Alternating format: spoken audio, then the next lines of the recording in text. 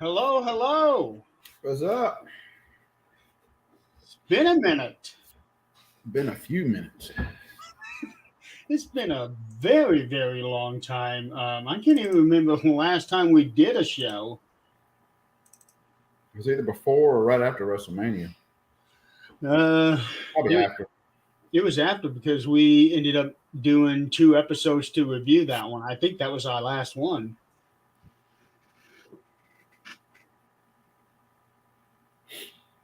Yeah, because we had to wait a while before we could do the review for night number two. Yeah. So a lot has happened since our last show. Big thing is, Vince McMahon sold the company. Who would have ever thought we'd live to see that?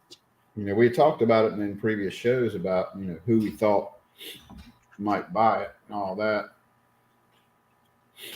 So I don't understand other than him getting put on as chairman again. Why sell it?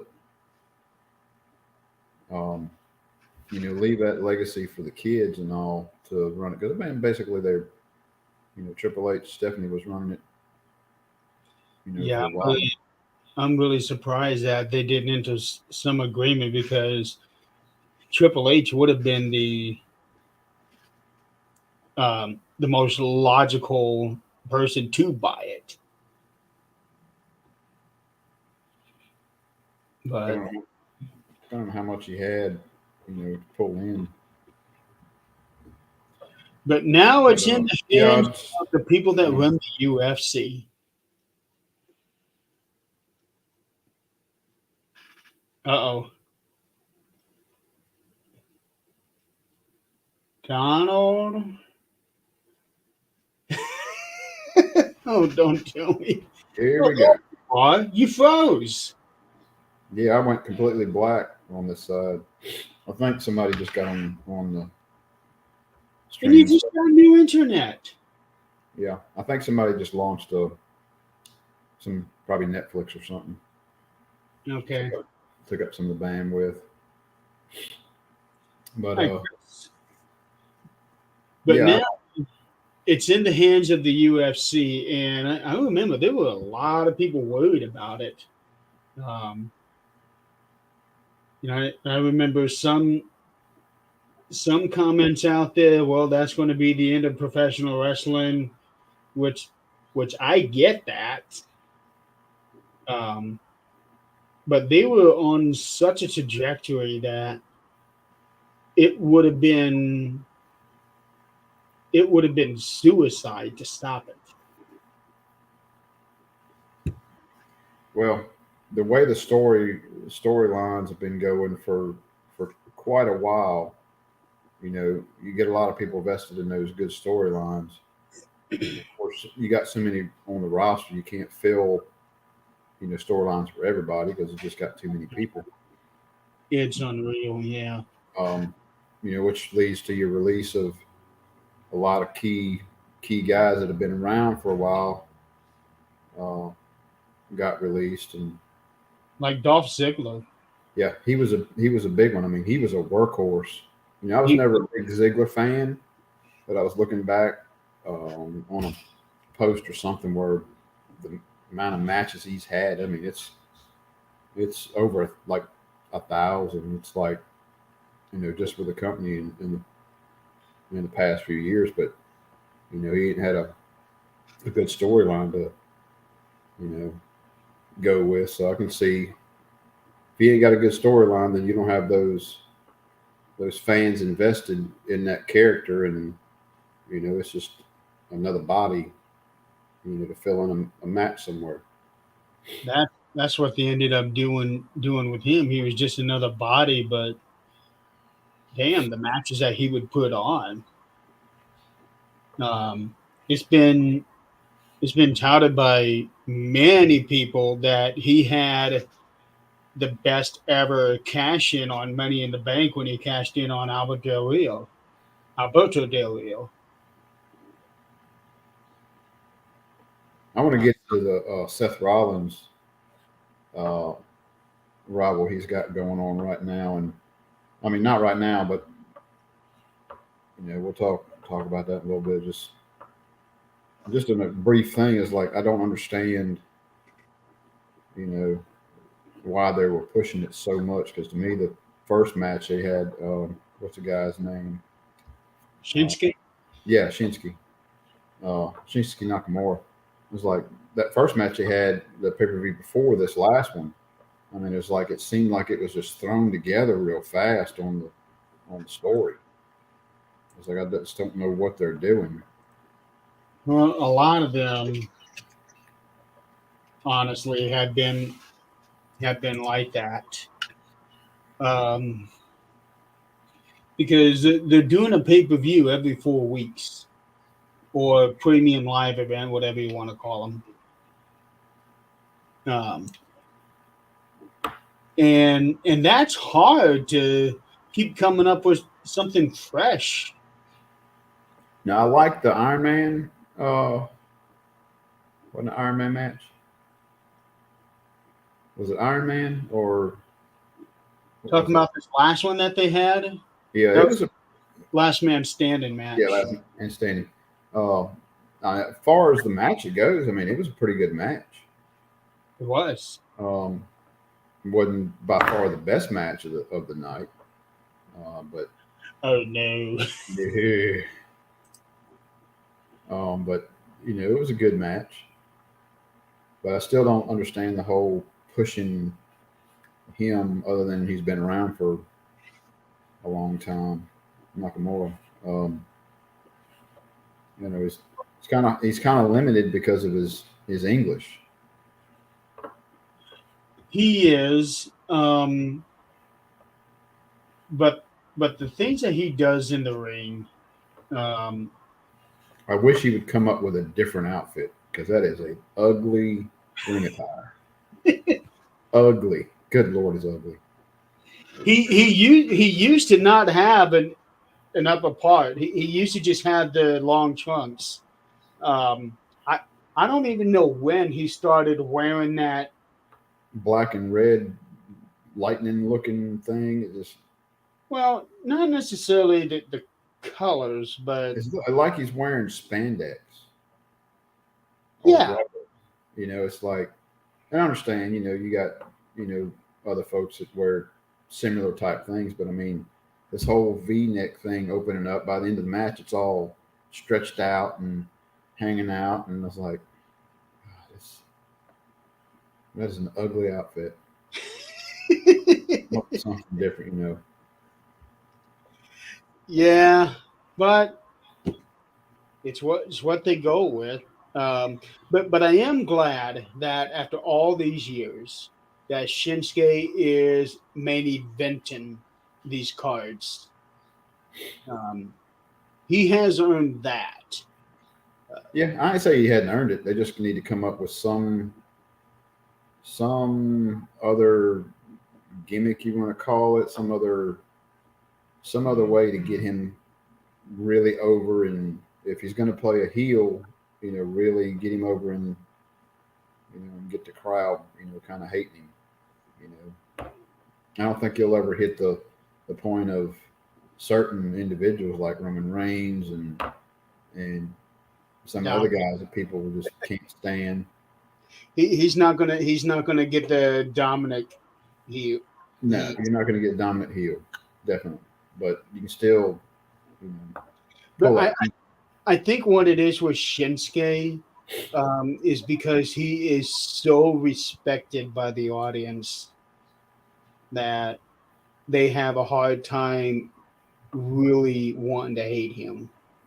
Well, they did that with Undertaker back years ago, because even before as popular or he was in his last, say, 10 years, just it doesn't matter if he's heel or babyface. I mean, everybody loves to watch the Undertaker, Yeah, and I'm wanting to say I don't think it was an American Badass. I think it was still um, might have probably. been might have been Ministry, maybe era, but Yeah, I they, remember it was like, how are they going to push him because he's turning, kind of heelish, and I'm like, how are they and going to get then people hating him? He wound up beating the shit out of JR, and I was like, that would probably do it for a lot of people. yeah, it's especially with the kind of medical condition that JR had. Yeah, I mean, he was talking to JR, and he said something to the fact, you think it's because you're better than me, and he just started beating his ass, and like, I can see some people not liking him now. I I actually really don't remember that part, but that was It's been years. It was back in well. trying to He um, was doing ministry stuff in '99.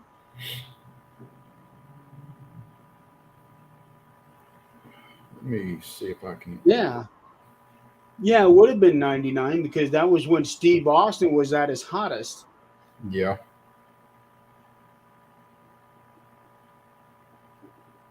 Um, the ministry, I think, went from '99 to '01 or something like that. It wasn't terribly long, but enough for them to make an impact.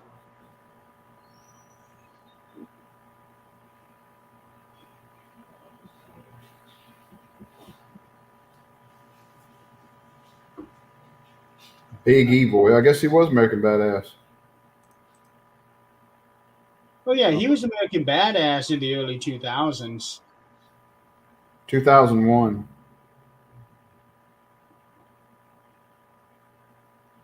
Um, Turned heel late 2001. Turned against Jim Ross. okay, so 22 years ago.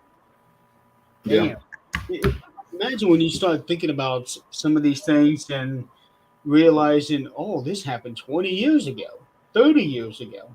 yeah, Where's the time gone? yeah. I mean, we're already into the holiday, getting to the holiday season.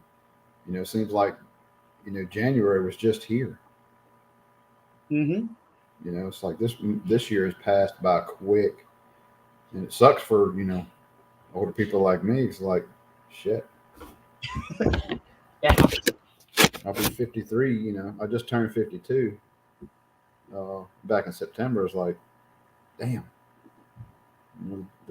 the year's gone by quick. I know. You get to the point where it's like half my life is already gone. Oh yeah, I mean, the chances of me living to be 100, ain't likely. Not many people get that. My grandfather lived to be 90. My dad's 87. Both of them, of course, my grandfather had Alzheimer's and dementia.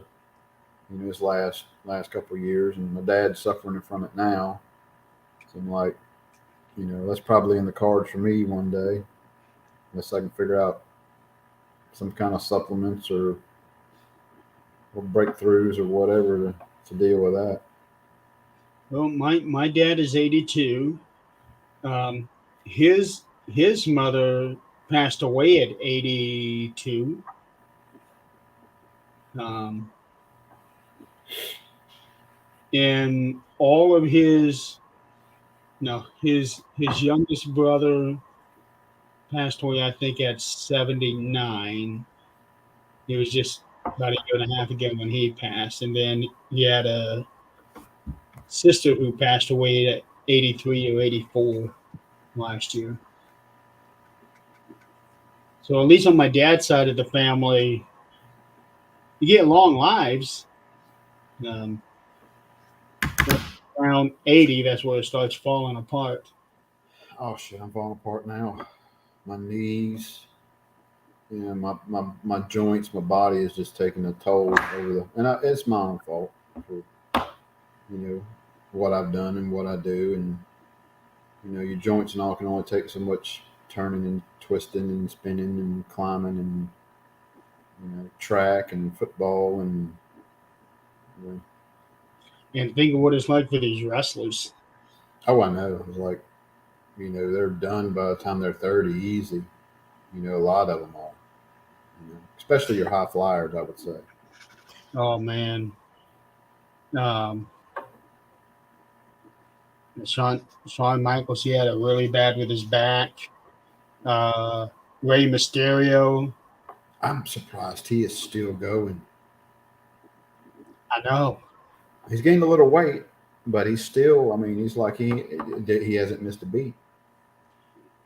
It, it's amazing. I remember him saying something about using stem cells for his knee, I think. And if it wasn't for that, he wouldn't be able to wrestle right now. And I He's think got that another title. He's got another title run. I know. That's wild. See, I think he's still champion, isn't he? I think so. Yeah, he hadn't lost it that I know of. I don't get to watch shows every week.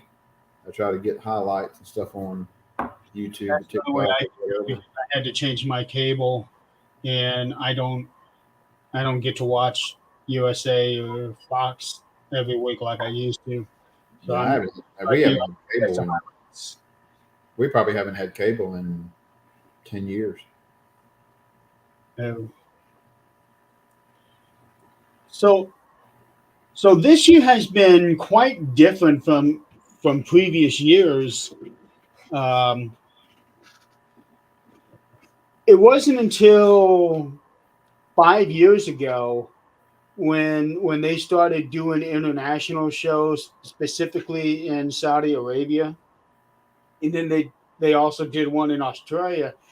This year they did Canada, Saudi Arabia, um, England, and also Puerto Rico. Yeah. Guess where Carlito popped back up on the scene? Yeah. And then And Carlito just came back in Indianapolis, of all places. yeah, that was the third guy on their 6-man tag. I expected somebody when they come out there and it was just two of them against the three, and it's like somebody's going to come out. I just don't know who. Carlito wasn't even on my mind at that time. I read beforehand that people were looking for Carlito to be the one to come in because he had just re-signed with them. So you do the spoilers. I Yeah. tend to watch the. I like the, with exception of the Undertaker thing that was a big buzz for NXT last week. I tend to stay away from the internet when the pay per view's coming up. I want to be surprised. Yeah. Well, you get that adrenaline rush. I don't care about spoilers. I really don't. If I got a movie that I'd like to see, I'll look it up, see how it is, read the plot line. Well, yeah, I think I like. Yeah, I'll read stuff like that, but I don't want to read the end of the book before I read the beginning. But with wrestling, there is so much information out there that you really don't know what's true or not. For example, over the summer when Drew McIntyre wasn't wrestling for however many months, there were stories going on out there saying that he's not happy with what's going on. He's on his way out, this, that, and the other. And there was an interview with him after he came back saying that was all completely false. He was healing up some injuries. And I could believe that. Yeah. And just last week, I read a story that there's talks that Triple H and Stephanie are getting a divorce. Yeah. Yeah, I think Triple H was at a fair or circus or the zoo. He was somewhere with his family. And somebody, hey, if you ever need to talk, just holler at me. It's like, he's like, what are you talking about? It's like, so yeah, I mean, and I don't even know how that kind of stuff spawns. Yeah. Unless somebody's just so damn bored that they'll throw out some BS just to get hits, because that would be a big news, if It would be. you threw that out at the beginning. Yeah, and it's just a lot of the stuff that is put out there is so ridiculous. But there are other things out there. It's like, oh shit, and it is true. Yeah.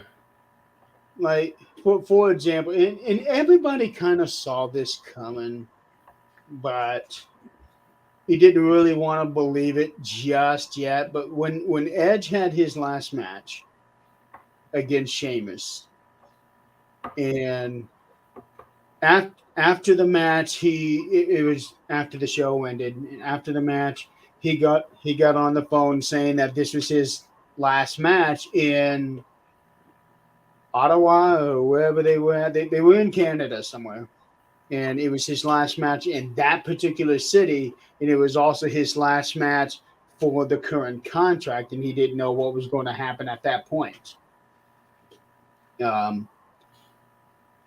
Then people saying, "Oh, he's not going to resign. He's leaving the company. He doesn't want to do business with them. They're too far apart, whatever." And Edge actually had to get on one of his social medias and say, "Hey, I have a contract in my hand from WWE. Now I just got to think whether if I'm going to accept it or just move on." Yeah. Well, I mean, with him, he always said he wanted to finish on his terms on this last run that he did with the company.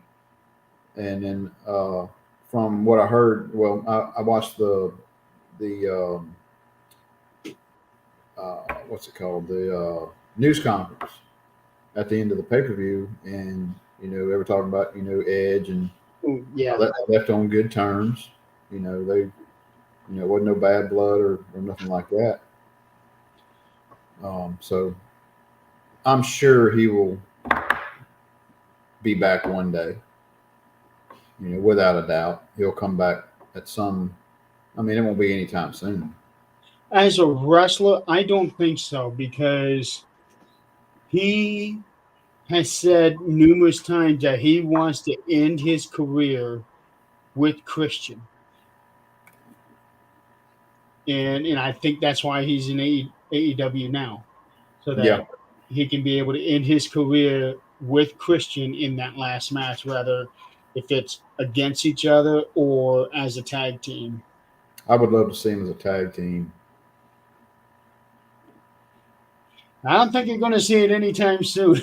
No, Now. from what I heard, I don't get cable, so it's hard for me to watch any of it, much less just try to tune into AEW. I really haven't gotten into AEW a whole lot. Mainly, I guess, because I don't have cable. I guess if I was able to watch it, I would probably get into it, just like the old WCW days. But I try to watch their pre-shows and their press conferences before and after their pay-per-views, and I also go through and watch the highlight clips after they've had their weekly shows. But what's interesting is for AEW that they have 3 wrestlers right now going strong, and it was said that none of them would ever wrestle again 10 years ago. And that's Edge, Bryan Danielson, and Saraya. Or Paige. yeah. Talking about Saraya Page, she was supposed to have been retired because of the injuries and all that. That's a big thing for her to come back. Yeah. And surprisingly, I'm surprised she stayed with WWE as long as she did, with all the personal things that were out there. I think what it is that they didn't want necessarily wanted the liability of go ahead, do it, and then they get hurt again or worse. Well, I'm talking about the her personal uh, or not even social media, her personal media leaks and stuff like that out there with Zane uh, and all. I'm surprised she didn't get cut from the company after all that stuff come out. Yeah, it's I don't know, but I really am glad to see all three of them going. Um, I know for Brian Danielson, he had that match at All Out, and it was that strap match. No, it wasn't a strap match.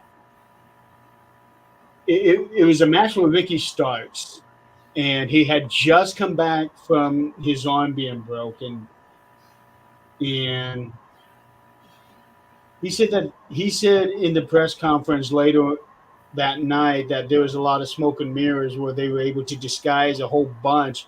And he said that if you watch the match, you'll notice that I never once used my left arm, whichever arm it was, to do certain moves. It was always the other hand. Yeah. And they were able to work it in such a way that you wouldn't notice it unless you were really paying attention to it.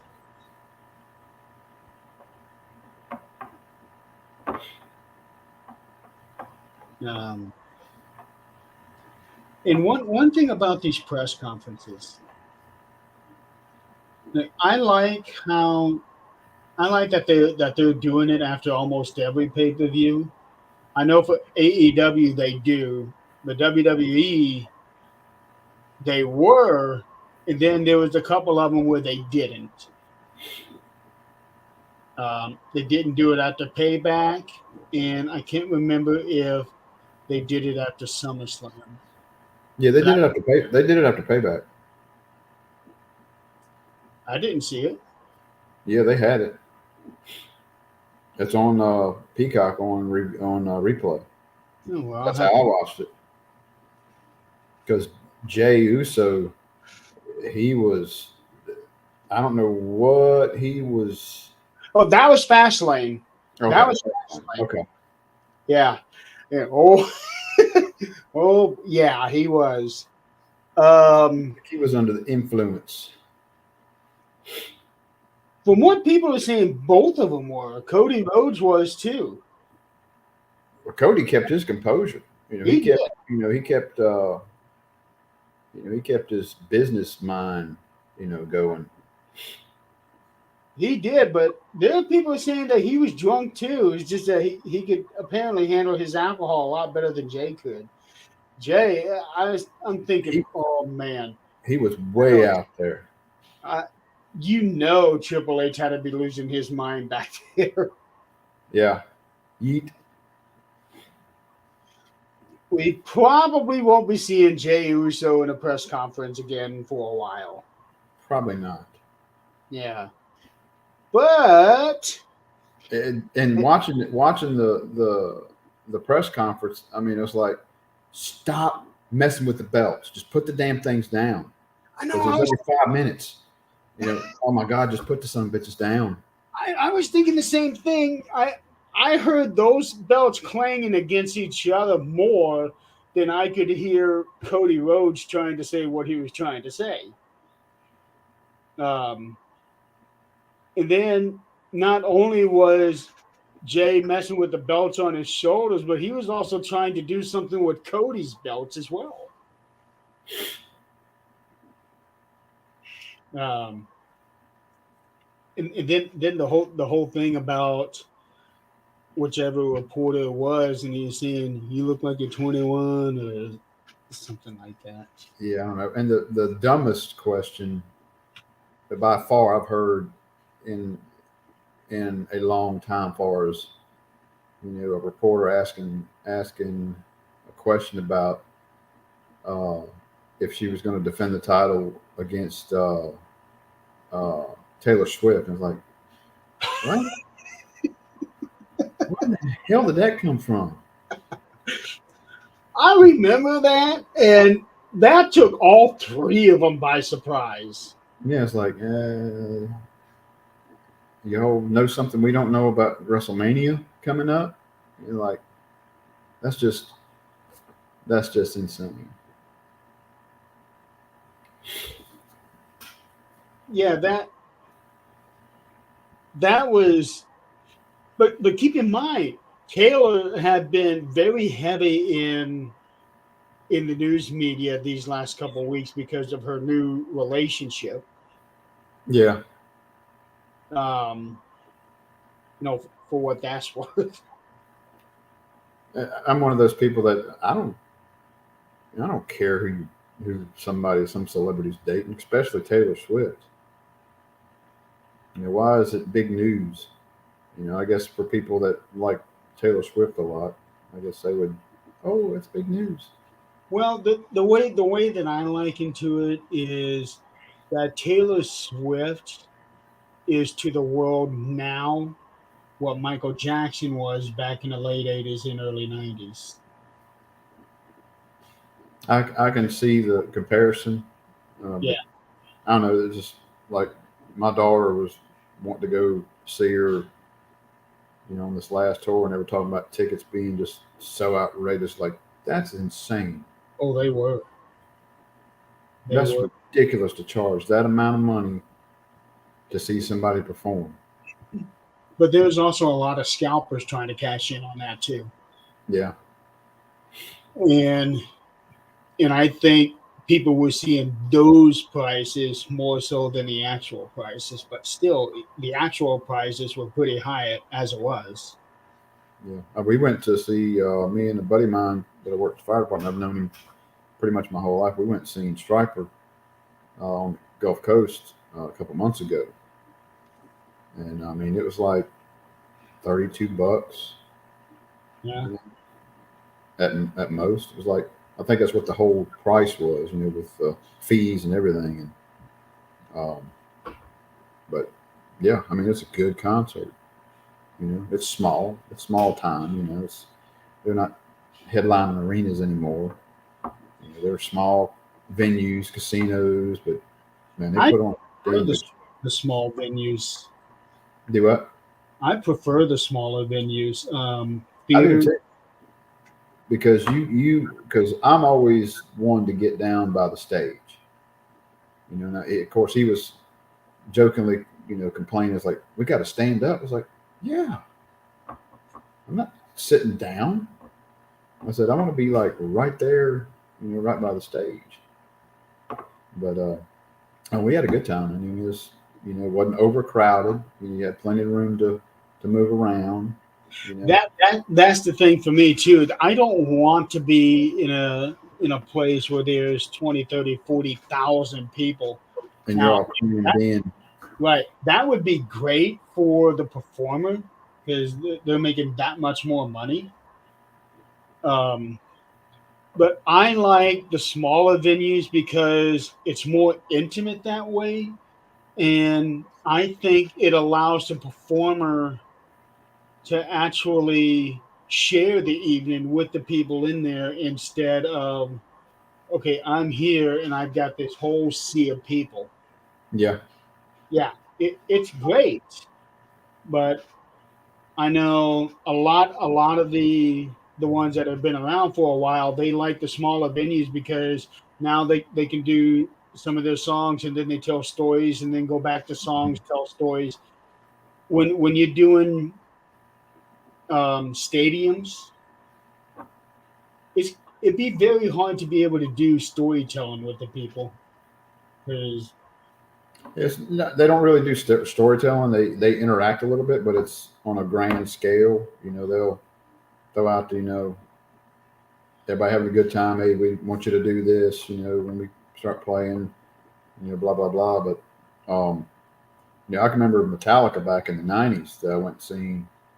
and we had seats. We went and sat down for a good portion of it, and I was like, I want to go down the floor, and it's like it's just massive people down on the floor. You definitely get a better view sitting in your seats from that point as you Yeah. do being way back, in the crowd. But and it's elbows to elbows when you're in a place like that. It's I'd rather be like it was in that small venue. You are close to people, and you kind of sitting there and you kind of experience stuff with people that you don't even know, and you actually carry on conversations and Yeah. stuff like that with other people. And plus another thing about stadium performances, and this should be true for wrestling as well. But if you're attending an event inside a stadium and the stage is all the way in the one end and you're way back there, you're not even going to see them Now, unless you got the great big screens and you're watching it. whenever I've went to live wrestling events, and I've been to house shows. I've been to when I was a teenager. We went to the small wrestling organizations, um, Continental Championship Wrestling. I went once or twice to Mid South when I was really young. I got pictures of that. I was probably 9 or 10, and they were out here we had the fair out here, and they wound up having Mid South come to one Saturday, and I remember the line was just huge. We got in and and it's a small coliseum. It's not huge, so we were sitting up in stands, but I mean, you had a very good shot of everything, and I saw Axel Duggan, Sting, and back then it was Blade Runners? Blade Runners, yeah. Sting and Warrior back then. Back DiBiase was there. a Warrior. Yeah, DiBiase was there. The Fantastics were there. Um, who else? Rock and Roll Express was there. I don't know if you follow Hackshaw's page, but every now and then he'll post videos of his time back in Mid South. Now I've seen some posts on Facebook of the procedure he had done not long ago, and then he's showing where him and his wife are. At that time, any particular day they're touring or just I guess retired, traveling type stuff. But heck, I can remember way back when he came out and his wife, I guess they were dating at that time, Deborah, I think is her name. Yeah, they got married in the late 80s, I think. Yeah, I remember her coming in the ring with him, and then something happened, and may have been Dick Slater, possibly had some kind of fiasco where he accidentally hit her and knocked her down. But yeah, Duggan's always been one of my favorites. But yeah, I mean, I've been to a couple of house shows with WWF, and I've always tried to get some kind of ringside. I went to WCW one time, and me and my uncle went, and we had nosebleed seats. And I mean, the ring is like down here. It's like you can't even. I tried to take pictures, but I'd have to point out, all right, this guy is Sting. This little dot here is Sting. It's like that's like how it was WrestleMania. Yeah, if I ever go again, it's like if I ever go to another house show, I'm going to get ringside. And that's what we did. We might have not been right at the front, but we were 6, 7 rows back, and usually tried to get on the side where they're coming down, down to the ring, so you actually get to see, people coming down and all. So I prefer not to be on the floor. I like to be in that first section going up. in the bleachers, because on the floor everybody is right there on the same level, and when everyone stands up, it makes it hard to see Yes, if you're far back. I told you about the story of Triple H and Undertaker tag teaming against somebody. I don't remember who it was, but they come to. I'm sitting there and I'm videoing. I'm videoing back when you wasn't supposed to video. My phone. I'm sitting there videoing Uh-huh. and I didn't video the whole match. I just videoed certain parts. Getting towards the end, and Triple H, everybody's in the ring, and Triple H kicks him, fixing to do the pedigree, and Taker grabs the guy, fixing a choke slam. I was like, oh my God, yes. And these people stood up. You see it happen, and then you see, of course, Taker grab him, and then everybody stands up in front of me. So I got that, and then I got the backup people, and all I hear is the sound. Bow, bow. Like, oh, Lord. Anytime you could have stood up, that was the worst freaking time. Yeah, when you're at an event like this, you don't worry about the people behind you. Yeah, you don't. Yeah, and I know I wouldn't if I was there, but I still would prefer to be in the stands, because even if the person in front of me stands up and I'm standing up, he's a level below me. Yeah, you still got some space. I can see that. A lot of times those seats are more than some of the ringside seats. If you're far back. Well, okay, I looked at tickets for Fastlane because Fastlane was only 2 hours away from me. I wanted to go, but not only was I going to have to spend the money just to go to the event, but I also would have had to pay $30 for parking. And even at $30 for parking, I'm still 3-4 blocks away from the event. Oh, now there's Chris. He had issues with his internet. So even at $30 for parking, I'm still looking at 3, 4, 5 blocks that I have to walk away. And Indianapolis is not exactly the safest city. And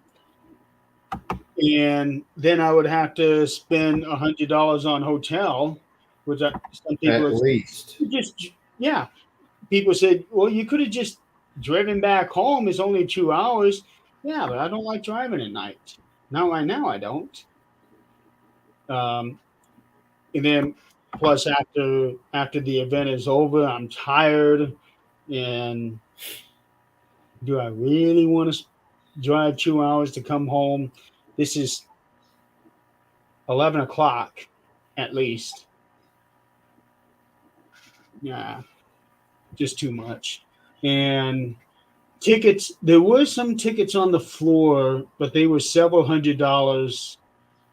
And the cheapest ticket that I could find was $39, but that was way.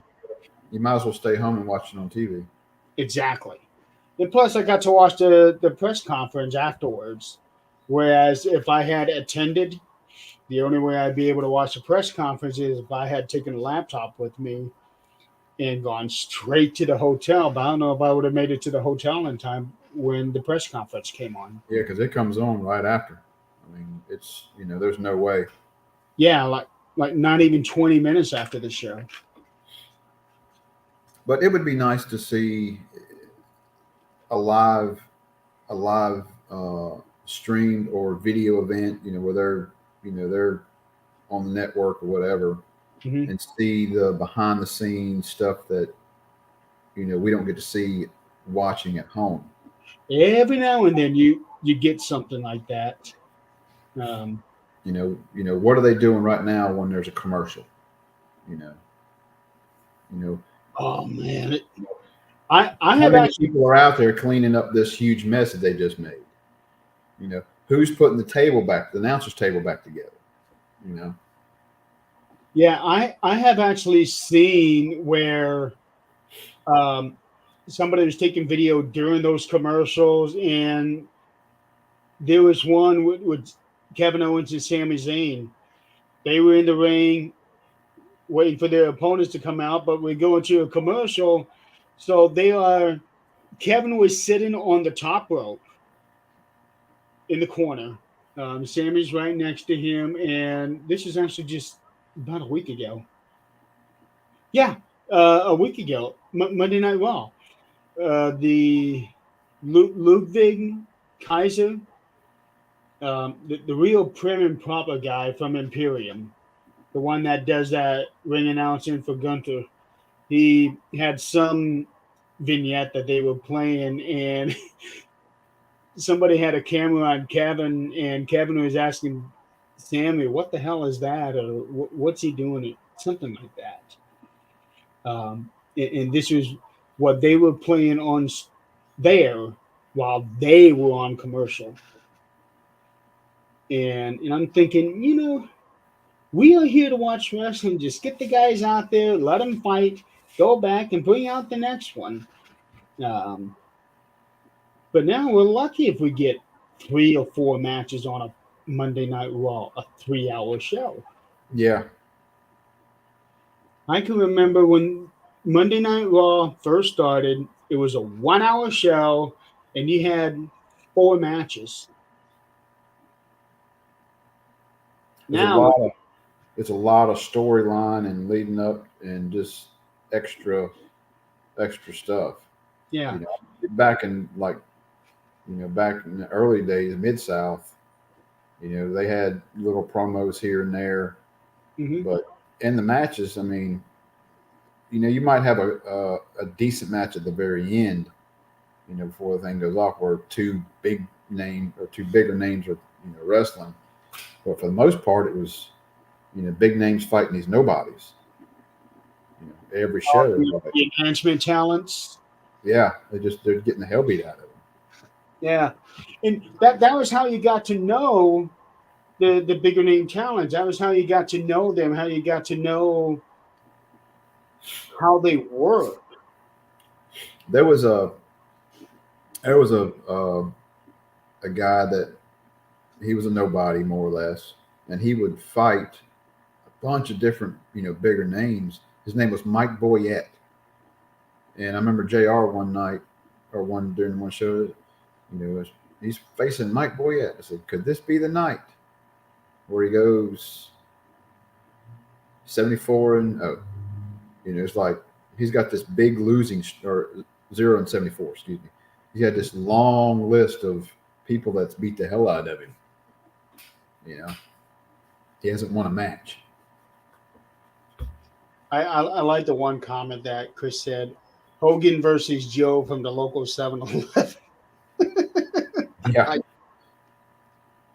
you've Uh, heard of Mike Boyette? Yeah. and Just every think now back. and then, one of these enhancement talents would eke out a win. Barry Horowitz. Nobody saw him becoming a main guy, but he was given a shot. He had, I think, about a 1 year good run. He didn't have any title matches, I don't think, but it put he got to be in the Royal Rumble. He got a match at SummerSlam Survivor Series. I don't think he had one at WrestleMania. Iron Mike Sharp, that's another one. Um, but he had the look where he could be a big name, big bad heel. Um, I wasn't all that crazy about his yelling all the time. Brooklyn Brawler. Yeah, I remember DiBiase and uh, DiBiase and Steve Williams were tag team champions Mid South at one time, and the two guys teamed up to face him and wound up beating him. I don't think it was for the title, but they did wind up beating him. And it was Al Perez and Wendell Cooley. and they were not big names. They were, kind of mid card. But yeah, they were kind of pushing them a little bit. Um, Al Perez was the first one I ever saw do the belly to back suplex with the pin during. That I was his remember Al Perez kind of because signature move. he wasn't just an enhancement talent at one time. I think he was one of the not the top guys, but like a step below for the NWA at one time, wasn't Yeah, yeah. He had when UWF went under. I remember seeing him at another faction, and he was one of their bigger names. Not top guy, but he was out there. Al Perez? When I see a picture of Al Perez back then, and if you put it side by side with Seth Rollins, they look very much alike. I haven't seen a picture of Al Perez in years. That I'm just thinking of the picture of what he looked like back in the '80s. I don't know what he looks like now. Um, I'm just thinking of what he looked like back in the '80s. He and Seth Rollins could pass for brothers. Well, when UWF went under, it kind of killed the whole wrestling, thing for me because now, for years, and then CCW or CCW came on and kind of get revamped for something I could watch because we didn't have cable. We lived out in a rural area. We didn't live in town before. This was before satellites and dish and all that stuff. You had 3 channels on a good day. UWF, that was Bill Watts, wasn't it? Yeah, that's when Mid South turned into UWF. Okay. Because I remember UWF and AWA both folding at roughly about the same time. And it's curious though that those two would go out at the same time, and then however many years later, WCW and ECW went out at the same time in the same year. So it's yeah. Every once in a while there's, and Mid South now has, if you got a Peacock subscription, you can go into the WWE area on there and you can pull up territories and you can watch old Mid South matches, AWA matches. They got a bunch of different ones. I think you can also watch WCCW on there too. Probably. But of course, now with the internet and the social media and YouTube and everything else, you can pull up that stuff. Excuse me. No, I'm gonna take a look. So you can pull up all kind of stuff, nowadays on YouTube. There's one video that I've been looking for a long time, and I cannot find it. And I've talked about it on the show before with Sid Vicious was Lord Humongous in CCW, and a guy named Private Pile and Sergeant Carter.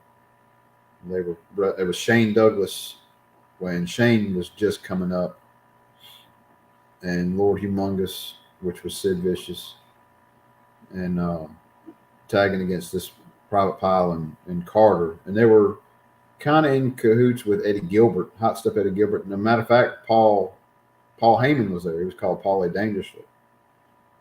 But man, Sid Vicious or Humongous did a running clothesline on Private Pile, and I swear I thought he killed him. He did like a 360 landing on his head. I was like, oh my God, because Private Pile was a very small, skinny guy compared to everybody else. Yeah, I'm looking right now. You can see WCCW, AWA, Mid South, Mid Atlantic. Smoky Mountain Wrestling, and then Yeah. Southpaw Regional Wrestling. Okay, I never heard of this one here. But the Ballad of Big Bart and His Chickens. Is that on the wrestling? That is in the Southpaw Regional Wrestling. Yeah. It's the name of these episodes. Big Southpaw Bart. Wrestling Finally Unleashed, The Ballad of Big Bart and His Chickens, The Man Who Blinded Tex Ferguson, and then The Death of Southpaw. Okay, yeah. Chris That's Perry. okay. I was gonna say what? And Mid Atlantic. I am not familiar with them, but these episodes are dated 1982. But I do want to watch the Smoky Mountain ones because I know that Jim Cornette owned that one and ran that one fairly successfully for several years. But AWA, we want to talk about them for a minute. Vern Gagne, that was up there, like Wisconsin, I think. I'm not familiar. I know the name AWA, but I couldn't tell you anybody that wrestled in there. Well, AWA, much like Mid South, Probably Midnight Express. no. Well, actually, I don't know if Midnight Express. Cornette was there. I would say they were probably there.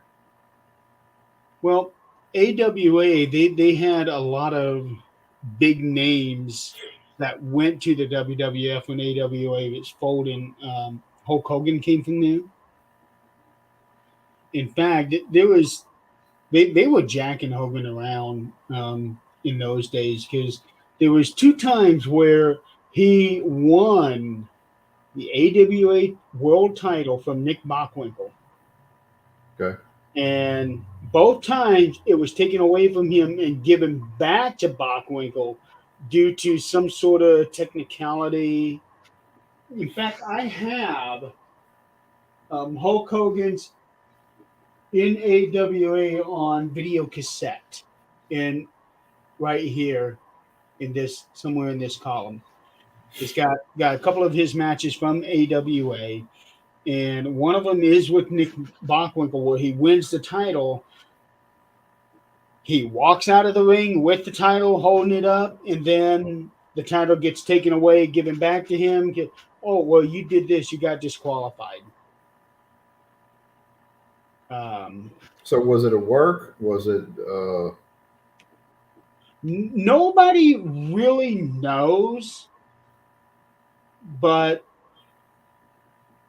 the way that I understand it, at least from one perspective, was that it was not a work. Vern Gagne did not want Hogan winning the title. He wanted it to stay on Bockwinkel, and Hogan finally got fed up with it and left. And that was when he went to WWF. Big mistake. Big mistake. Yes. Hogan turned into synonymous with wrestling. Everybody knows who Hulk Hogan is if you didn't even watch wrestling. It was in AWA where the whole Hulk Hogan phenomenon started. The fans were really coming around to him, noticing that he was something special. And AWA, I think, is where the term Hulkamania actually started. I could be wrong on that, but I think AWA is where Hulkamania was first coined. You think about, back then it wasn't, everybody knew about wrestling, but it wasn't. Not like what it is today. Right. So you didn't really have a lot of big names, that people would recognize. Hogan, to me, is the first one I can remember as a kid that everybody knew who Hulk Hogan was. Hogan, he was basically the true successor of Bruno Sammartino. Bruno was the biggest name for the longest time, and granted, they had Luthez before him, and And Antonio Rocca. and being as popular as he was back in the '80s, when it was first, that big title run, really the face of the company, a lot of things came into play all at the same time. You start having the WrestleMania pay-per-views, Yeah, Vince, doing the things he did to popularize wrestling, Saturday Night's main events, all that stuff came into play all at the same time. it did. So it Uh, definitely pushed wrestling into the mainstream face of everybody. yeah, and if it was Thunder Lips, yeah. And if it wasn't for Vince, I dare say Hogan probably would not have gotten as big as he did had he stayed in AWA. I don't know. But if It'd have been if somebody else. it could have been, but at the time, you were not going to find anybody that had the kind of charisma that Hogan had. Because Hogan checked all the boxes for for that period of time. Now, if he had debuted today, he would not have been. I don't think he would have been anybody special because it's a different time. Yeah. Um, He'd be a main roster guy, one of your big guys, but he's in a mix of all these other big guys. Back then, you didn't have a whole lot of big. You had big names, but you didn't have that plateau up yeah, they here. had big names, and then you had Uber names. Yeah, you had Hogan, you had Andre, and even I'll say Andre. Yeah, too many Hogan clones. You know, Andre is different than any other wrestler, out there. It's just different. Just because of his mass, he's huge. Um, so you had him. I'd say, of course, under Hogan, as far as name wise. But then you had all these others that are just, Bret Hart and all those guys that are just In the that. 80s, the way that they had everything structured, I think they had everything structured perfectly in the 80s. Everybody got a chance, everybody got a shot, everybody got to see some TV time. Now they are just so jam packed with people, very talented people, but they never see screen time. And over the course of 6 months, oh, I forgot that person was even still with them. Yeah. It's like and I know we've talked about this before when Vince bought WCW and ECW, and then you had these different companies under one umbrella. These different companies now we can see the dream matches that we've been wanting to see for so many years, and I wish that they would have kept everything separate and not combine basically the rosters together. You still have some of that crossover stuff now, but it's different. But as popular as WCW was, popular as ECW was back in the day, why not keep those separate things? And then you could have your pay-per-views for this show, then you can have some crossover pay-per-views where these guys are fighting these guys. That's actually kind of what Tony Khan is working on. He's kind of sort of doing that. He's got the AEW pay-per-views, and he's also got Ring of Honor. And some of the Ring of Honor guys are coming over every now and then, and some of the AEW guys have been going over there. But they haven't done that super clash for a pay-per-view yet that I know of. But he has done a couple of pay-per-views where it's AEW and New Japan Pro Wrestling working together. But the way that he said he is Forbidden Door, exactly. The way that he said he's trying to keep AEW and Ring of Honor separate rosters with the crossovers.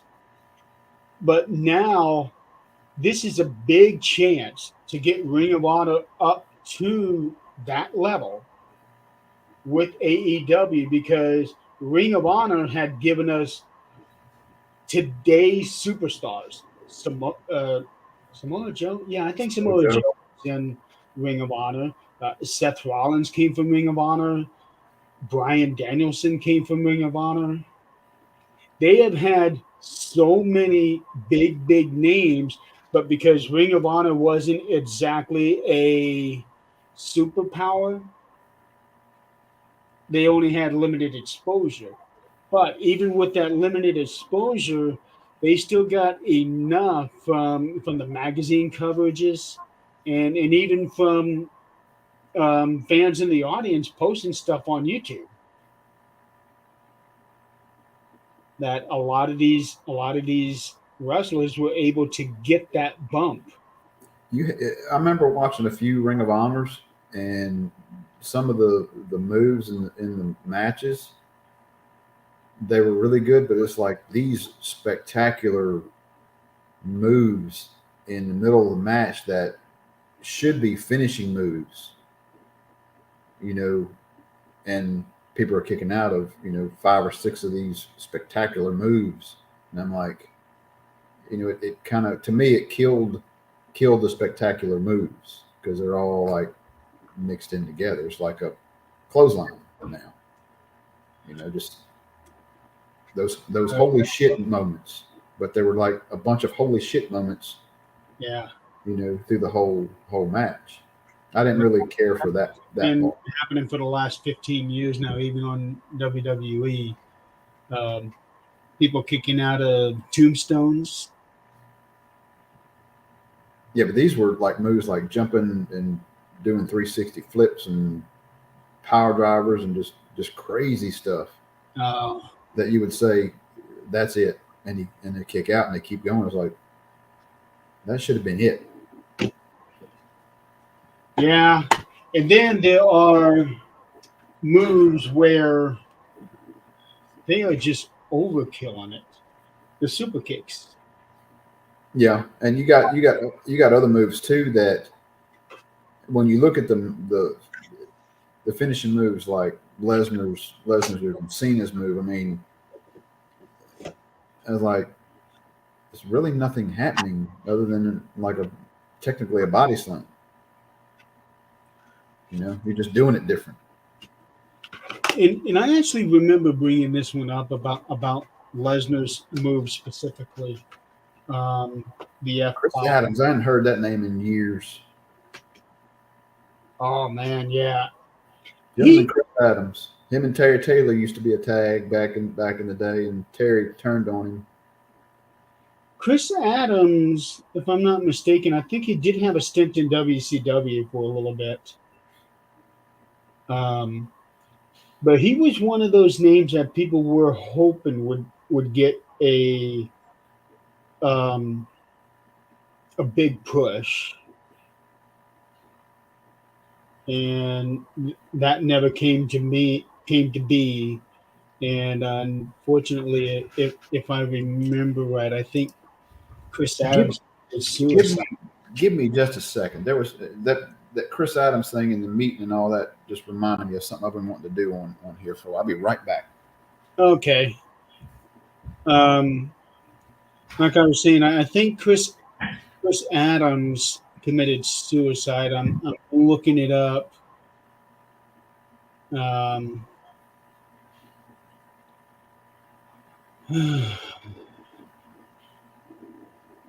let's see here.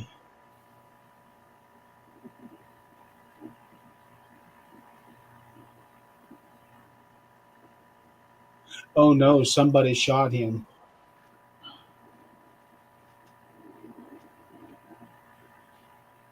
Somebody shot him. That's what it was.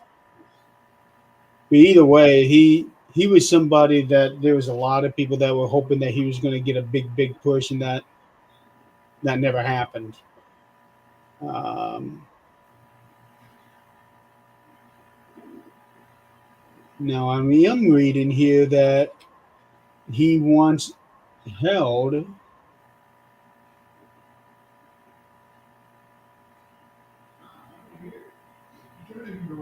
um, Put clothes on.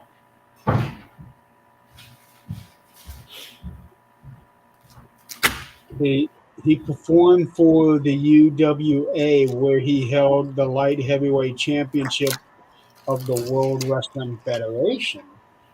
Okay, that's interesting. Why would a WWF title be in a different organization? That These will probably be better if I scan these and bring them up. Maybe something I'll do. Probably need to do that.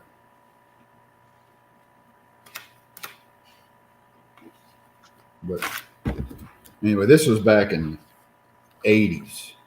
This was back when I was talking about that Mid-South thing that we went to. it's Steve Williams. Steve Williams. Not quite sure who is on the ground there. That's the Fantastics. That's how close we were. I'm guessing this is the Fantastics against Rock and Roll Express. Yeah. There's Ricky Morton.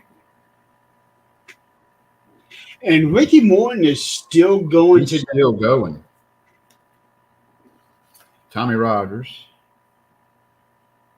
Oh, that's a name I haven't heard in a while. Yeah, it did look like Bobby Eaton. That's Bobby Eaton. That's Bobby Eaton. Yeah.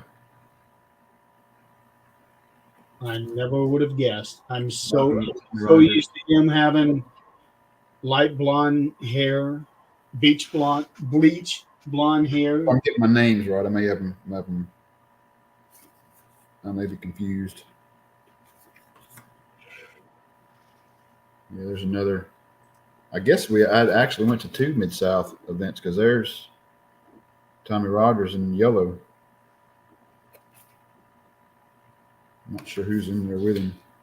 Now, Bobby Eaton, that's another name who was very popular with the fans. Great wrestler, great worker.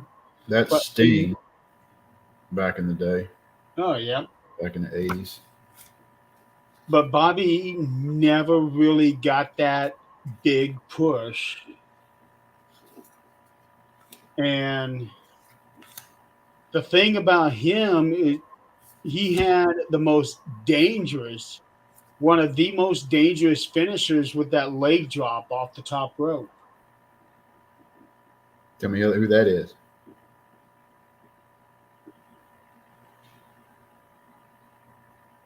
Bob Armstrong? Yep, the Bullet. Wow. Terry Gordy.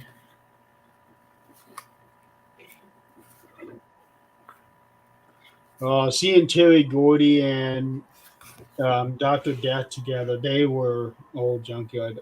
I've got a few pictures of Junkyard in the Ring, but they're not that great.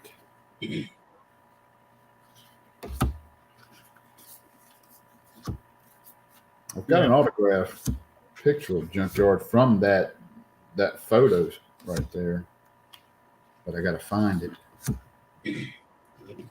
Interesting thing about the leg drop off the top rope that Bobby Eaton did. Mm-hmm. That was actually also Hulk Hogan's finishing move. He did the leg drop, according to what I read from what he said, that he started doing that as his finisher, the leg drop off the top rope, and then somebody convinced him to not do it off the top rope. And Look how young I am.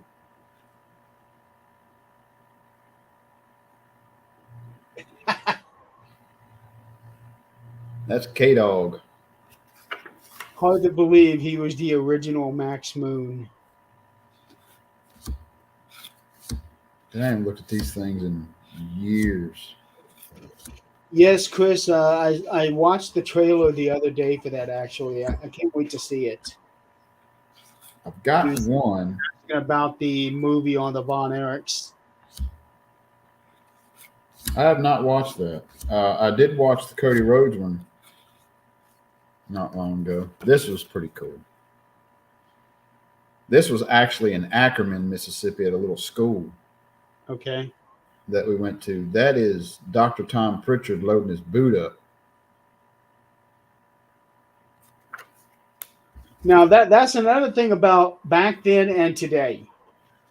Back then, in a lot of places, they did not have those barriers to separate the crowd from the ring. So if the crowd really wanted to, there was nothing to hold them back from getting into the ring. Now, it's unreal. You got solid barricades and security people all over the place. And as soon as somebody makes a move, boom, somebody's getting tackled. Oh, I forgot I had this. Oh my God, I forgot I had this.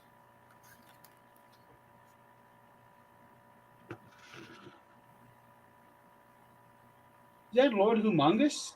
Yes, that's Sid Vicious. Wow. I forgot I had that. Because I knew that there were a number of people who were humongous. Yeah, there were several back in the day. He was the largest of the ones. You know, Jake Roberts had a run in with Humongous for a little while at Mid-South. But Sid, he's big boy. Yeah, he is very big. I bumped into him. I was going to concession stands, and he was going around this stairwell that you could walk around. That went up to the upper level, and bumped into him going to concession stand. He was coming or going, but yeah, it was like I came up to like probably bumped into him, your nose into his belly. Yeah. I was like, excuse me, and I looked up and I'm like, shit, it's a big man. Well, he speak, because the Humongous guy, he never spoke on that one, and that character never spoke, at least his. And I remember, hey, I want to get an autograph later. Like later never came. He never reached the potential that he had. He had such promise in the. When he broke that leg, that was it. Oh man, that's just gross, man. It was turned his stomach. Yeah, sitting there watching it flop around. I've watched that clip a couple times. It was horrible, and he himself. I just watched an interview of his the other day. He himself had said that he's never seen that clip. Really? Yeah. Probably doesn't want to.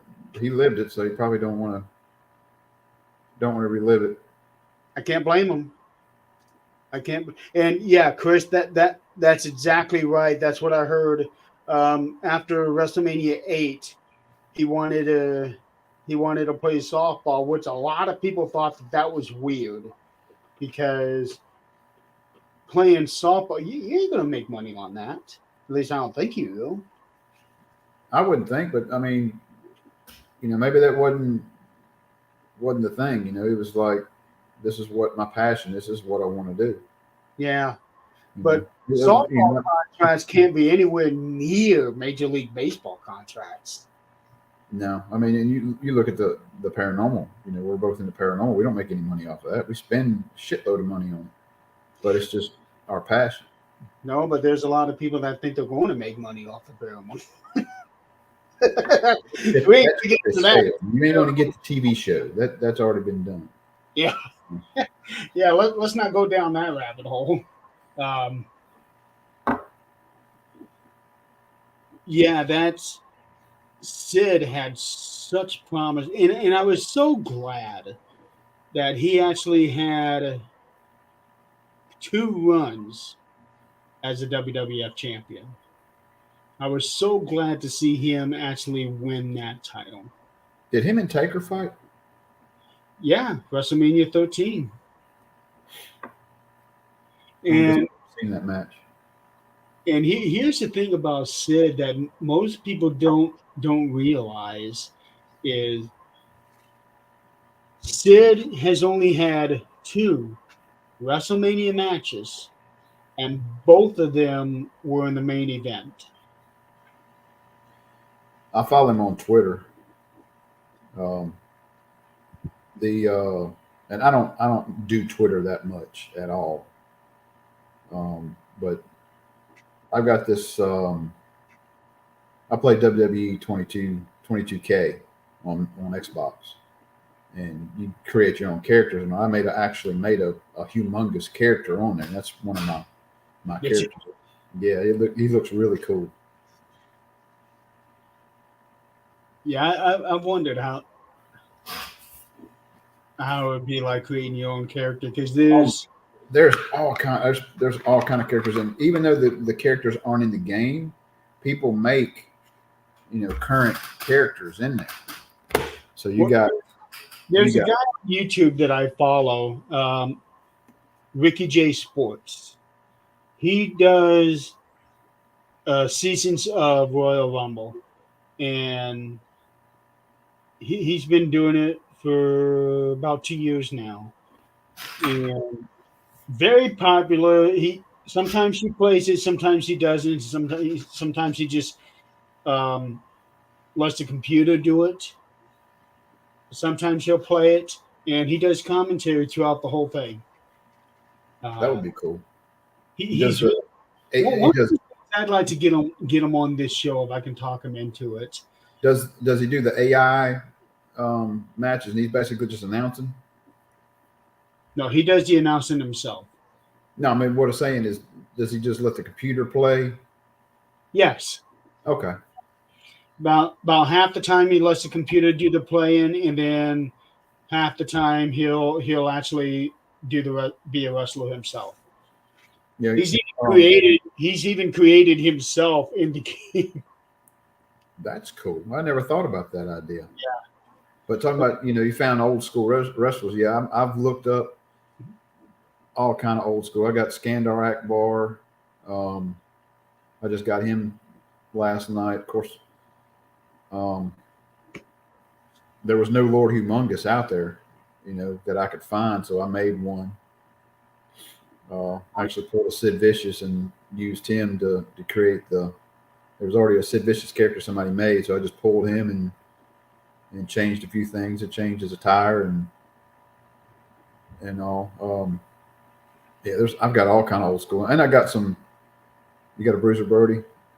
I just got like Benoit. I did see where there's a couple Eddie Gilberts on there, and then I've got all these cheesy, crazy characters too that people make. Like I got 2 versions of Ronald McDonald. There's a Trump. There's a Biden. Um, God. There's a God character. Yep, There's I've there's seen a that one. The one you should check out is the Unthinkable Baby. I've seen that. I've seen That, that huge, big head. yeah. Yeah. Um, There was one Rumble where that he did I'll have that. to look up Chris Adams. Hollywood He Monsters would be cool. Yep, seen those. He did one where it was all U.S. presidents. Oh, that would be a cool. That would be a cool Royal Rumble. It was. The only problem is a lot of them look so similar to each other, so you didn't know which one was which. Because every one of them were wearing black or blue suits. I would go in and do, instead of doing Royal Rumble matches with them, I would do tag teams. You know, like Ben Franklin, George Washington against Teddy Roosevelt and John Kennedy. You know, Maybe have finally have that wrestling match of putting John Adams versus Thomas Jefferson. yeah, I've got several Jasons. I got a Freddie. There's this Pumpkin King that I just downloaded. Um, Spawn, Spawn's on there. I got one of the, and he's pretty good. Yeah, that would be good. Kennedy versus Kennedy and Carter. Yeah, I am going to put. Chris, are you on Xbox?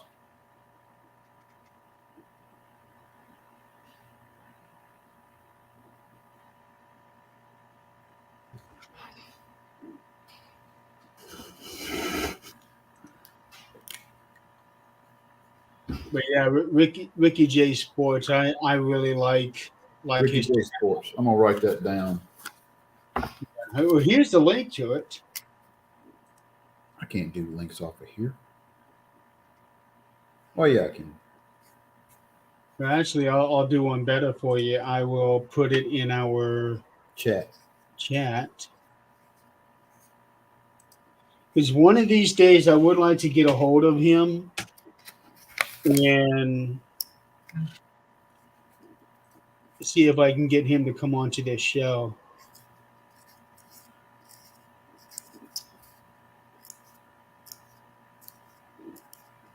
Do you have 22 or 23? That's my gamer tag. If you can read that chicken scratch. Oh, that's pretty clear. It looks reversed on my side, so I don't know if y'all are seeing it in real.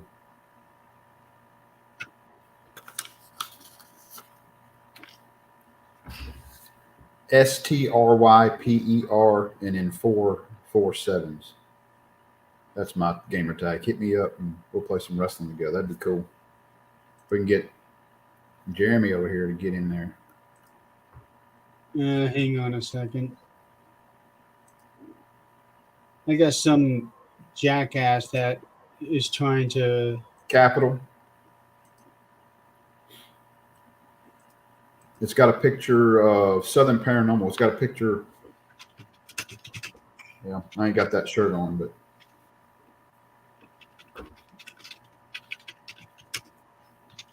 Lion Hawk 73. I'll write that down. I actually may play this afternoon. We played it. I was at work last night, and me and one of the guys up there played for hours. But we were playing Hell in the Cell, and we kept trying to throw people through the top of it.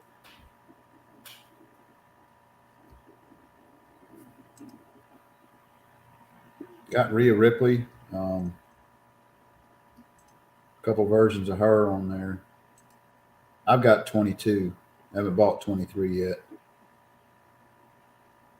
I'm probably fixing to have to buy 23 because they're fixing to do away with the online servers and all on 22. So, which I'm thinking for the most part, I don't play the online. I play, I make matches up and play the storylines.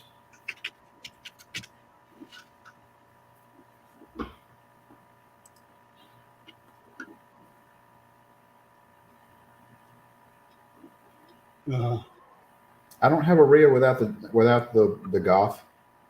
I've got one, and then I've got the Judgment Day version, which they pretty much look the same. But the Spawn character, he's pretty good looking. He's pretty strong. Got some pretty cool moves. You should see the Pennywise one. I've seen the Pennywise. I didn't download it, but I've seen it. He's Okay. okay. So somebody had put a block on this video. So that's what happened, Chris. I just got the notification. So that's what happened. Somebody put a block on the Facebook video, and AIAHLYSC.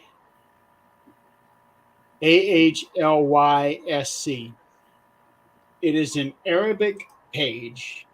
It's got 16 million followers, and it looks like it's mainly a soccer page, and they're saying that they own content on this video. So, Chris, that's what happened. Why you couldn't get on, and that explains a lot right there. So I just put in a dispute saying you do not own this video, release it, or I will report your page. Report it anyway. Yeah. So right now we're showing up everywhere else except for Facebook. You know, I kept getting tagged. I know we kept getting tagged for the audio. It is a copyright audio. Mine kept getting tagged for audio. Well, anybody that has access to the network page is going to see that notification. So yeah, you'll see it. I kept getting tagged on Shadows Talk because of the copyright. They own the music, and I had to dispute it. I was like, it's freeware. It's free. Yeah. That's the intro for this video too.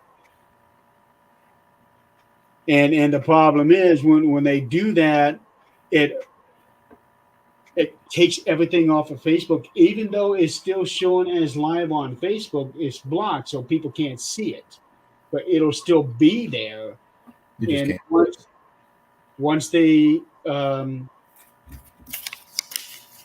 once they take their claim off, then the video will go live. But the problem is that it'll already have been played. Yeah. So it gets upsetting when pages that have nothing to do with anything that we've got. Right. Have to screw it up for us. So. But that's why we are live on YouTube, LinkedIn, Twitch, and Twitter. I need to get my stuff set up to where I can stream through different platforms. Yeah. Well, hell, I mean, you probably, if I'm on the network, it probably does it. Right? For the network, yeah. Were you talking about doing that for your other show or for other stuff? No, I just thought about that. It's like if I'm on the network, it does it anyways. But if I want to start streaming, some of the wrestling games and start getting into that, and I might be able to do it now with my better internet. Oh yeah. Because before it was like I can't play and stream at the same time. Because it's just so laggy, or was laggy. Well, yeah. In fact, damn, this is starting to make me want to start doing my video games again. Chris, if you didn't know, earlier this year I did video game streaming as well. but not quite in the way that everybody else does. They're able to get their video right onto the computer. Me, I have a camera facing the TV, and I put that on the video. So I wish I could do that. I wish I could do it, where it's showing on the TV, and you can actually put yourself, off in the corner like they do in Twitch. The oh, whole background, the whole green screen, I guess it would be. OBS, I think, is what you need. OBS. Yeah, but the thing is, I think the way that they do it is when these people are playing their video games, it's actually playing on the PC. Right. I've got a PC. Okay. I've got a gaming PC. You say OBS? OBS. There's OBS, and then there's another one that I think that gamers also use called Streamlabs. I've heard of that one.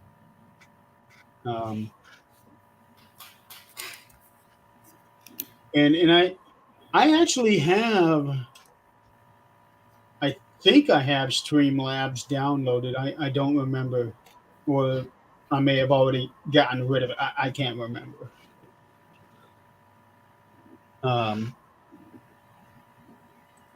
Anyway, let's get back to wrestling.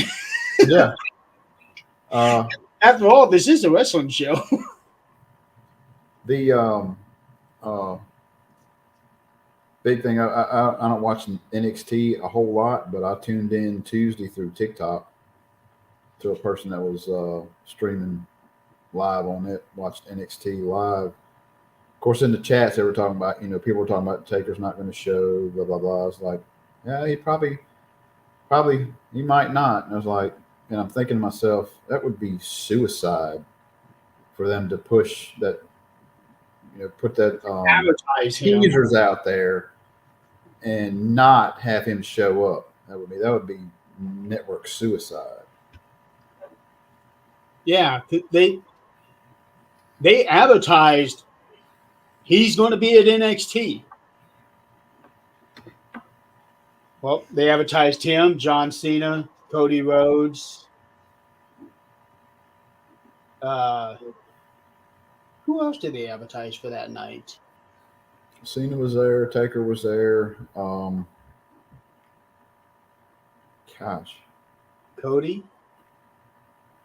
Yeah, Cody opened the show up. Taker was at the end. Cena was in the middle.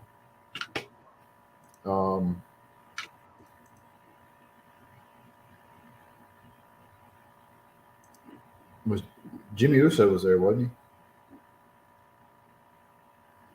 Not that I know of. Well, Oscar. Oscar, Heyman, I mean, I'm not going to, I'm not going to watch because Heyman's on there. Oh, I would. He's the best talker out there. He's a good talker, but I want to see wrestling. I want to see action. Oh yeah. Now, Paul Heyman. Lately, there's been this thing between him and Rhea Ripley. And Rhea Ripley is owning Paul Heyman right now. I don't know if you've seen the video clips, but Judgment Day came to SmackDown. And Rhea wanted to do this partnership thing with Judgment Day and the Bloodline. No comment, Chris. And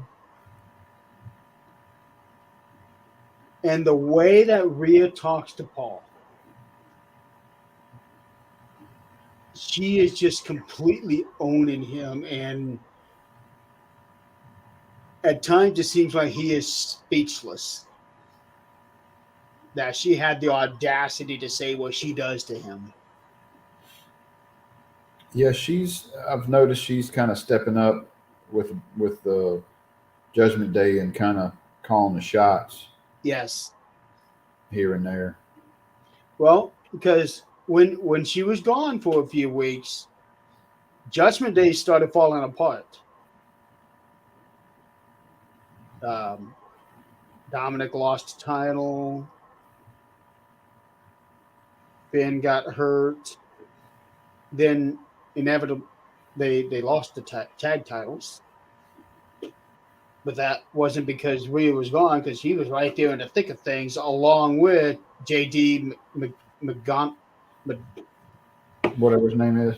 Yeah, Yeah, JD. I really enjoyed that tag match. That was pretty good.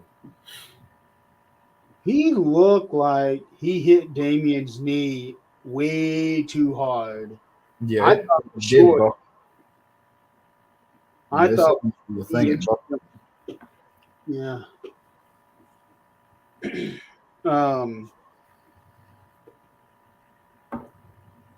but it just completely changes everything of what I thought was going to happen, because the way that I could see it happening, especially if they want to split those tag titles up, I thought for sure that it would get to the point, and why they even had those titles was that those two would finally lose control and start fighting each other, therefore vacating those titles, and then Raw and SmackDown could have their own tournaments to determine new champions.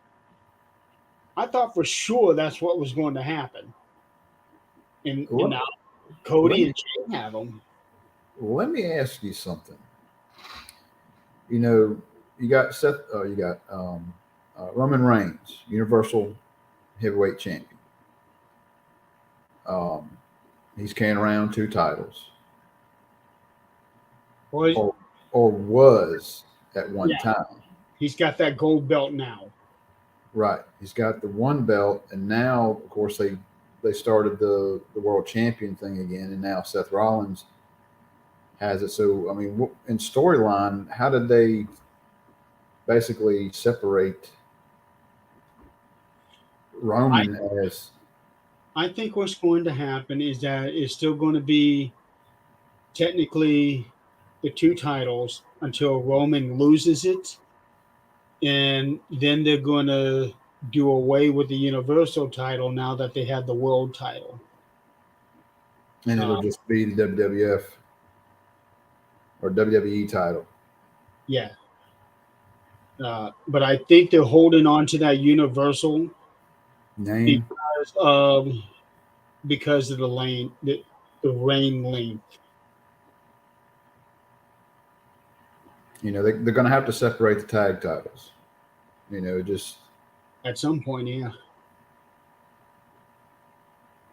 Especially if Jay's going to try to keep doing that, they're going to have to get it down to where he only has one title. he can't carry two at the same time. Sammy wore both of his. Every time he came out with those titles, he had one title on, and then he had another one that was strapped around him, but it was tucked into the other. 6 months. It's give and take anymore. Yeah, you know, back in the day, it used to. When Hogan had it, you defended it every 30 days. Exactly. You know, now it's take a vacation for a little while and you come back in a couple months and Yeah. we'll start the storyline over again. Which I didn't get to watch Friday night when Reigns was supposed to be on the show at SmackDown. So I haven't really looked into that. I need to find out what happened on SmackDown. They started a thing with Roman and LA Knight. So that's going to be real interesting. Because LA Knight is on the rise. Big time. Um, so let's talk about some of the wrestlers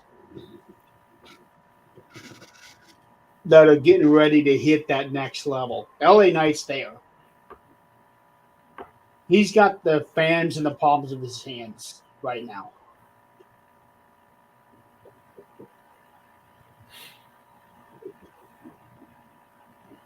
Eli Drake.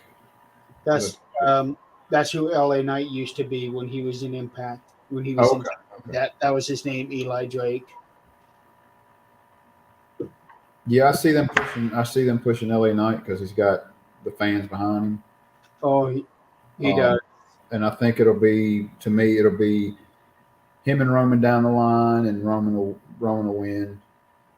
You know, I don't know where they'll go from there. I don't see that as a WrestleMania match, not yet. Actually, I do. Um, maybe not next year because of the significance of WrestleMania 40, but maybe the year after that. But that's assuming he still has those titles. But I do believe that WrestleMania 40 will be when he finally drops those titles. I can see that. Yeah. Yeah. But there's people saying that it's going to be Cody. I don't think it should be Cody.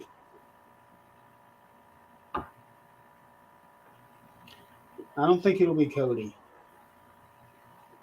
I wonder if down the road they're going to pull a Cody Rhodes Seth Rollins title match, I'd like to see that. and then Cody will wind up actually winning the world title, which would finish the story for say on Dusty Well, Rhodes.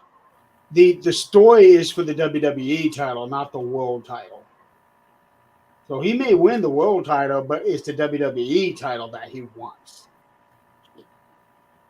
Well, then he's going to have to cross paths with Roman again.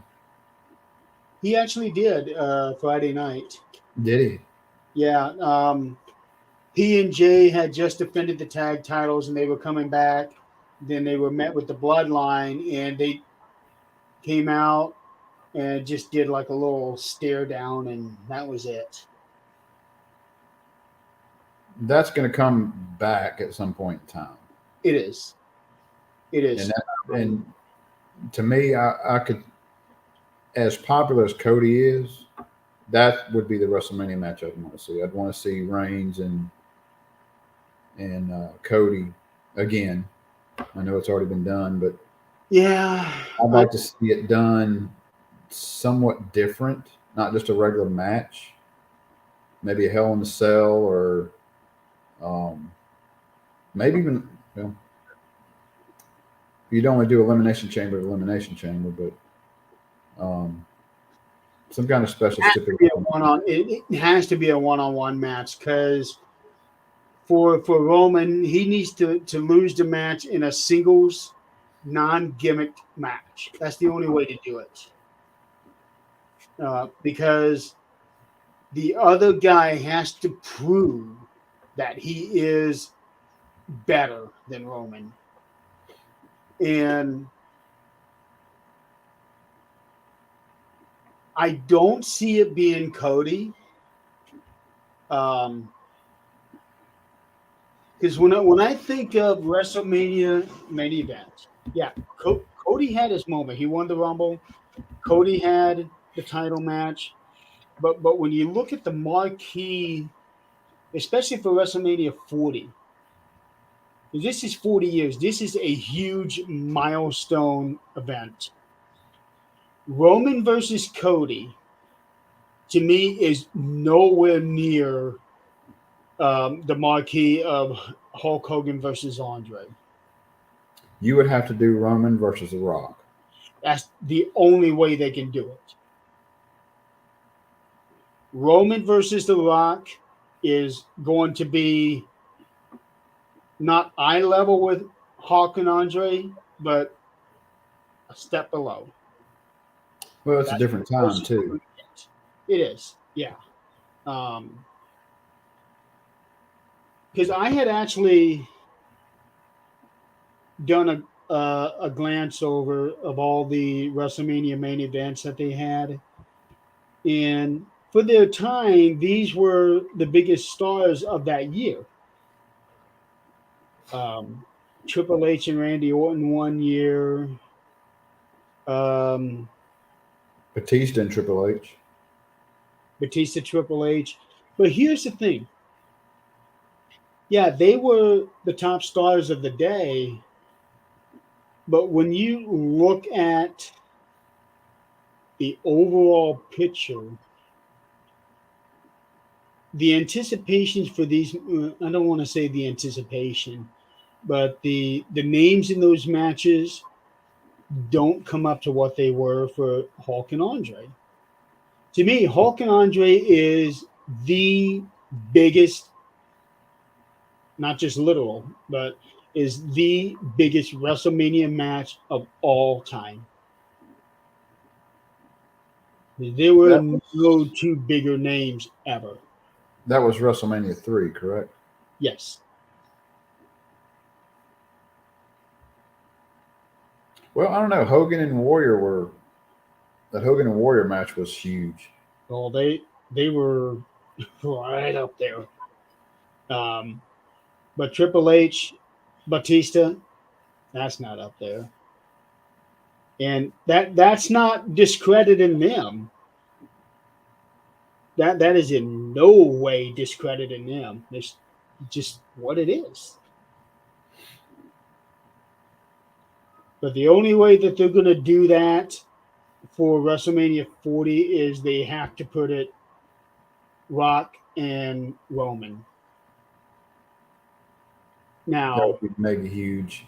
it would be. They'd have to start 3 months in pushing the story.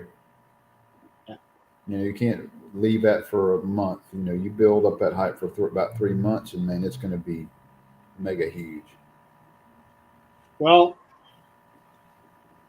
they have already been teasing that little by little over the last year and a half. Like when there was an interview with The Rock in 2022. He talked about Roman Reigns and said the interviewer was saying something about head of the table, and Rock said, "I'm the head of the table." You but he was doing it in a jokingly fashion. Right. But to me, that was a seed being planted. And then Rock comes in a couple weeks ago on SmackDown. Not for the bloodline, but for Austin Theory. Boy, he shut him down real quick. Well, Scott, going back to NXT the other night, they were talking about, when's Taker coming in. I said, and I'm talking to myself, I said, he's coming back. Somebody's going to be out there towards the end of the show. They're going to say something stupid. He's going to come down there and, spank their ass. And that's exactly what happened. Yep. And I haven't seen that episode of Young Rock. I've only seen the first season of it. And I did hear about the acknowledgement thing that he says in Young Rock. So I don't guess I've ever seen any of that show. It's actually pretty good. It goes back and forth between 3 different time periods constantly throughout the show. So you got to really pay attention to it to understand it. But it's pretty good. What network is it on? Is it on Peacock? Is it? Maybe. I want to say it's NBC. Okay. It's probably on Peacock. That'll be, yeah. I have to look that up. Yeah. It's a good show. Becky Lynch just had a role in it where she was Cyndi Lauper.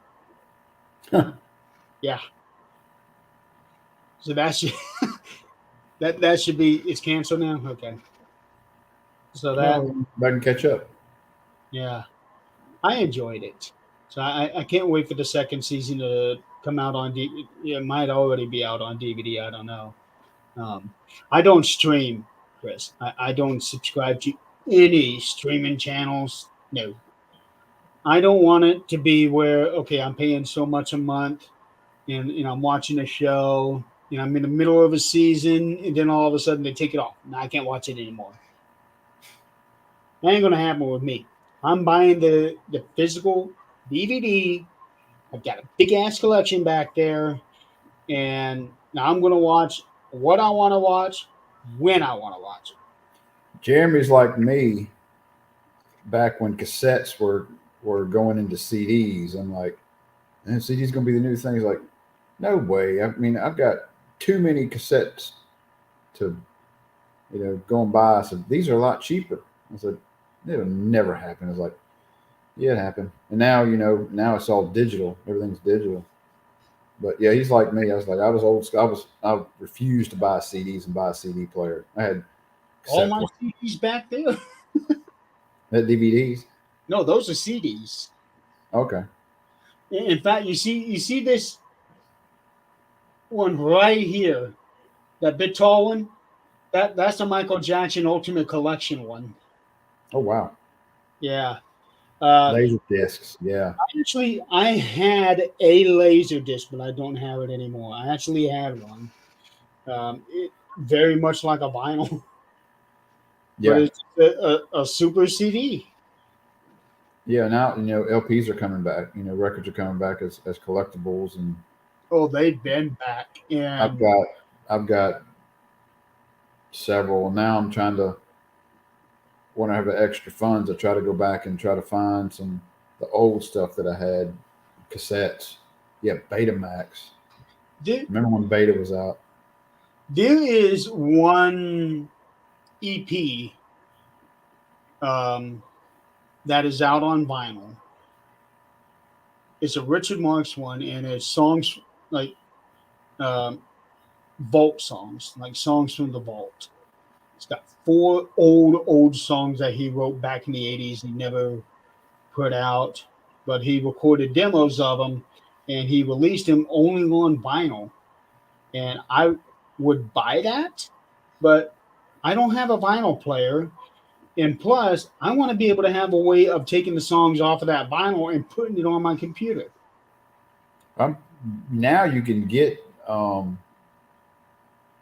those players and all to do that. Now you can. I mean, back in the day when you had, uh, you could pull off radio on cassette, and now even you can take VHS and put it on, convert it into digital files. I have heard that. Um, And I actually need to do that because I got a lot of home family videos from back in the '80s that I want to get converted to digital. I've I, even got I've even got uh, some Striper concerts that they're black market. They're DVDs, but they were stuff that was on VHS or recorded. Um, you like know, tape trading. yeah, yeah. I remember. Stuff that's not on DVD. Some of their concerts that are not on DVD anywhere. Yeah, I've got several on DVD. I remember when people did that. I never did the tape trading, but I do have several VHS tapes. Oh well, I guess you can't see it on this uh, camera here. Yeah, I've got the. I don't know if you're into basketball, but I got the original Dream Team. Their first match together when they played Croatia in the Tournament of the Americas. Their first actual match on VHS somewhere. That was Larry Bird, Jordan, and all them. So I'm right sure, here, I'm sure this now you can probably pull it up on fucking YouTube. Excuse my language. Probably pull it up on YouTube. yeah, right here, I've got a bunch of cassette tapes that the WWF used to put out back when everything was Coliseum home video. Yeah, And these were like most unusual matches, the best of, I Things remember like those. I mean, there was a whole line of them back in the day. they did, yeah. It wasn't just the pay-per-views; it was all these other things. Yeah. Smack Yeah. 'em, whack 'em. Yeah, That was a Bret Hart. That was a Bret Hart one. I had the original. You remember the board game, the VHS board game WrestleMania? It sounds familiar. It had Hogan and Andre on the cover. I don't even know where that thing is at anymore, but it had player cards and all. I should probably find. It might be in storage at my parents' house. I need to find it. It's probably worth some money. Could be. Could be. I still have the original trading cards that WCW had back in '91. WWF had in '95. I still have those cards. In fact, Yeah, I think we covered that one night on one of the shows because we looked it up after the show and seen how much some of them were worth. that one. This one, maybe. Yep, right here. The Chris, the WrestleMania, So board game, VHS board game. Yeah, I remember us talking about that one night. yeah, I had those, and I've also got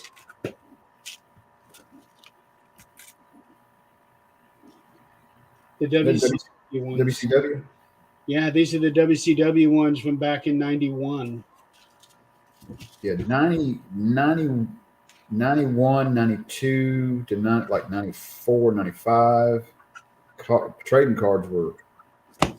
It was hard to get any trading cards that were worth anything. Commons. Well, the WCW ones, I think, I don't remember, but I think they came in the little package that you always got at the checkouts in the stores. But the WWF ones, they were all in a sheet in the magazine that I got every month. Mhm. I got a subscription to the magazine, and they started doing that.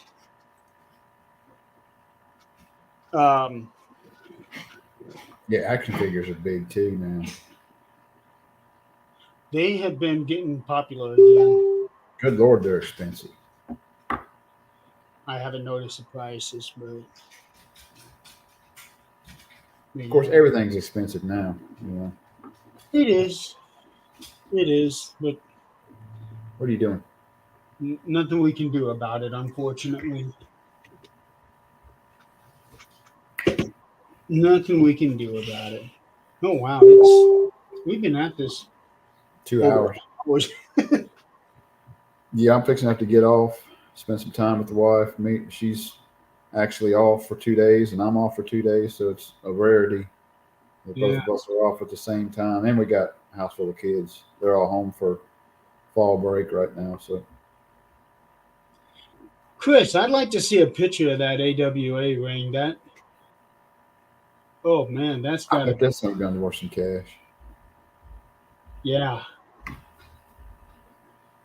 So Let me look it up right quick. so are you off next weekend?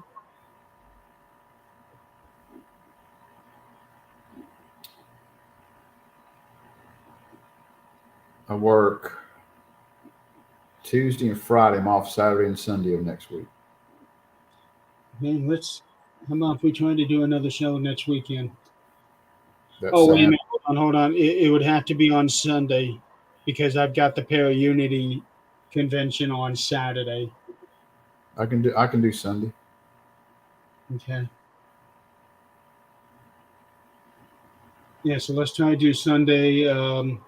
Maybe plan for 4 o'clock this time instead. 3 o'clock your time? Okay. Same time.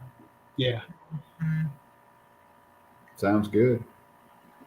Okay, and I don't know if we didn't really have a topic. We usually, Chris, have a specific topic that we're going to talk about. on each show. But this show is our first show back in 5 months. So it was just, oh wow, that's cool as hell. Somebody's selling it for $100. Huh. It's got 2 bids, so it could go for more than that. Yeah, so let's do same time next Sunday. Okay.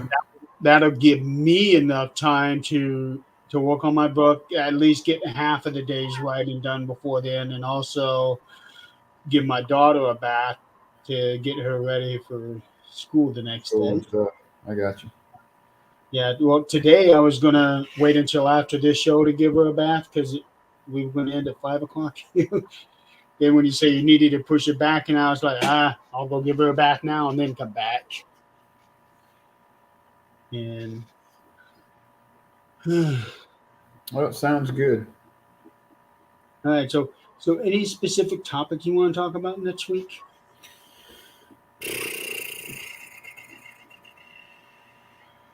You maybe figure it out when we get closer.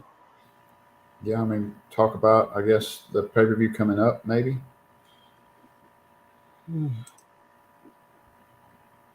Current events.